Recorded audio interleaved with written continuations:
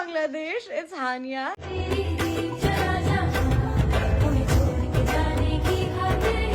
तो hello WhatsApp public, this is Farhad and this is my new roast video. Hania Aamir kameez Pakistan to Bangladesh. Oh my god. আরে ও মাই god তো তখন বলবেন যখন শুনবেন যে হানি আমির বাংলাদেশে আসার পর আমাদের রাফসান দাস ছোট ভাইয়ের সঙ্গে দেখা করে ভ্যান গাড়ি থেকে একসাথে ফুচকা কিনে খেয়েছে, তাও আবার 50 টাকা দিয়ে। আর ভাই বিশ্বাস করেন, আমি যখন শুনলাম যে হানি আমির বাংলাদেশে আসার পর রাফসান দাস ছোট ভাইয়ের সঙ্গে দেখা করে ফুচকা খেয়েছে, তখন ভাই আমার বুকটা জ্বলে পুড়ে ছারখার হয়ে গেছে। কেন? আবার জিগাই কেন? আরে ভাই হানি আমির যদি বাংলাদেশে এসে আমার সাথে দেখা করতো তাহলে আমি তাকে দিতে পারতাম। মানে?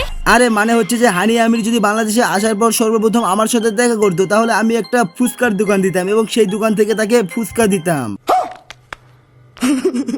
আচ্ছা, আমি যখন বললাম যে হানি আমিরকে আমি দিতে পারতাম, তখন কি আপনারা নেগেটিভ সাইডে গিয়ে অন্য কিছু ভেবেছিলেন নাকি? যাই হোক, হানি আমিরের চ্যাপ্টার ক্লোজ। এখন লাইলা খালা এবং চাঁদপুরের গর্ব মেহেদি শুভ বাকি। মেহেদিকে নিয়ে সময়ের কোনো কথা নেই আসলে। ওর সাথে আমি কিছু কন্টেন্ট করার জন্য কন্টেন্ট করেছিলাম, কন্টেন্ট করা হয়ে গেছে। এই মুহূর্তে ওর সাথে আমার হাতে আর কোনো কাজ নাই। হ্যাঁ লাইলা খালা, বুঝলাম মেহেদি শুভর সঙ্গে আপনার কোনো সম্পর্কও নেই, কাজও নেই, কিন্তু দিন শেষে মেহেদি শুভর মতন একটা পোলার লগে আপনি বিবাহ বন্ধনে আবদ্ধ হইলেন এবং এর সঙ্গে সঙ্গে হাঙ্গার কাজটাও সেরে ফেলাইছেন।